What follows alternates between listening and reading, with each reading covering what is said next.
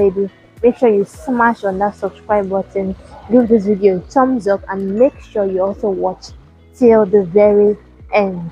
When we talk about factors, there are two major factors to consider before siting your earthen pond. Now I'm going to be splitting this into two.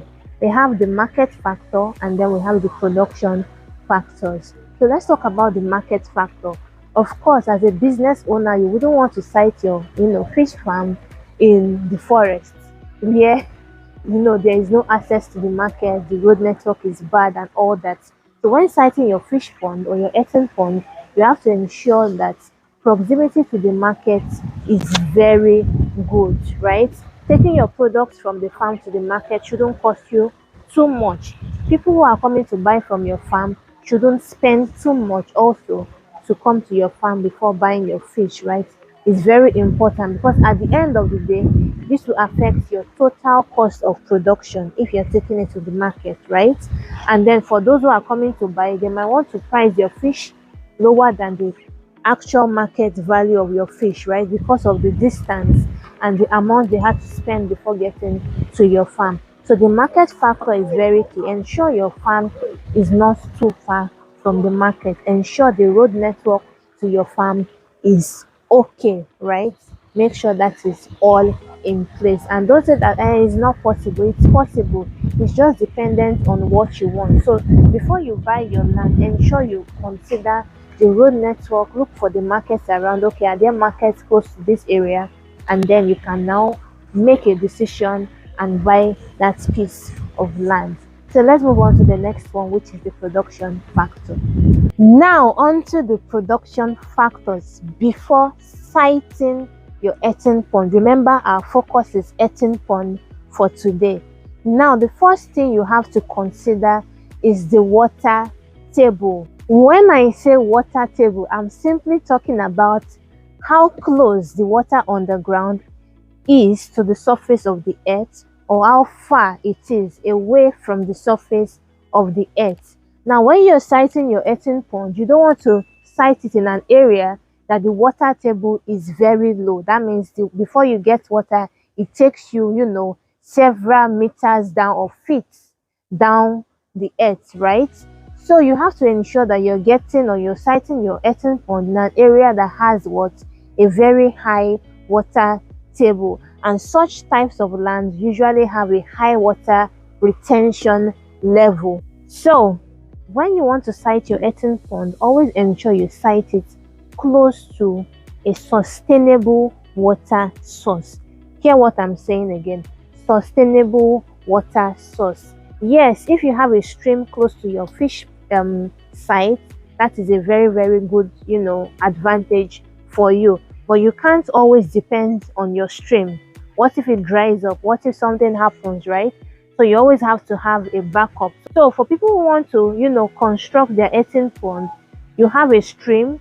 You also need to have a backup, which is a borehole, and that will be your industrial borehole, so that you can serve your ponds effectively. It's one thing to have a stream and then have no backup and then be stuck in between. But when you have a backup of your industrial borehole, then every other thing is easier. But it's always good to site your pond in an area that has a natural water body that can help you serve your fish ponds. Okay, the third thing to consider under production factor is water quality. Yes, you might have a stream. Yes, you might have your borehole or industrial borehole, but is the water even fit for your fish to thrive, right? So water quality is very important. It's always important. Test the water, take it to a lab, do a comprehensive test, the chemical analysis, the microbial analysis of that water, because we wouldn't want a situation whereby you already stocked your fish in your earthen pond and then you start experiencing mass mortality because of one parameter not being okay in your water, right? So the water quality is very, very important. So before you use water from any stream close to your fish farm site, ensure you test it. Ensure you try to locate the source, right?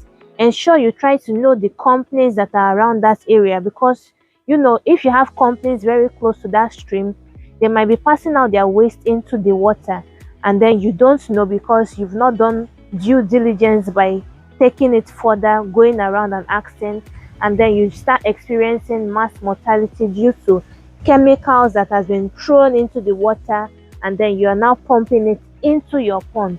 So ensure you test your water. That is one, to ascertain the quality of the water, and also ensure you know the major industries around. Are they chemical industries? Are they industries that use toxic chemical and then pass their waste into that water body? Because it is not going to make sense that you've invested so much and at the end of the day, due to your negligence, you start losing your fish in numbers. That wouldn't be a very pleasant experience for you. So still on water quality, this is a stream right here at the farm. We use this stream as our water source, but if you look at the stream water, it's a flowing stream. As you can see, if you look at it closely, you will see that it is very turbid. It was not like this few minutes ago.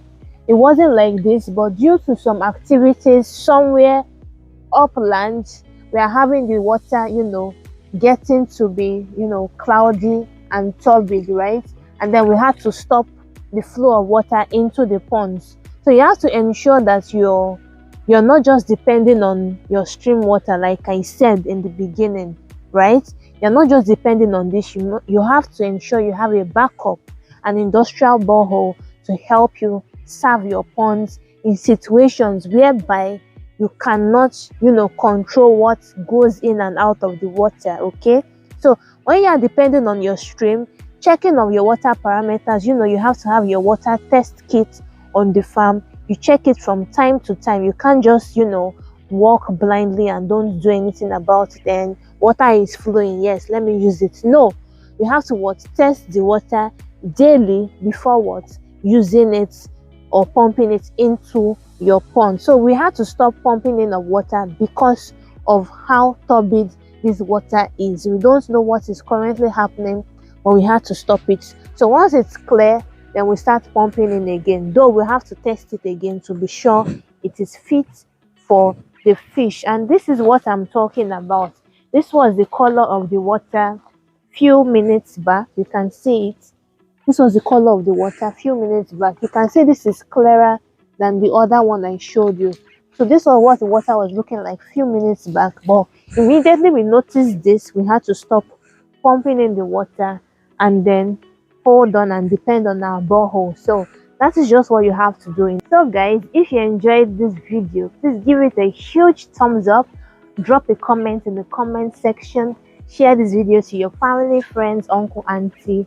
And if you're seeing my face for the first time and you're not yet subscribed, you've been watching up to this point, smash on that subscribe button, join the family, turn on your post notification so as to get notified whenever I post a new video. I'll see you guys in my next one. Bye for now.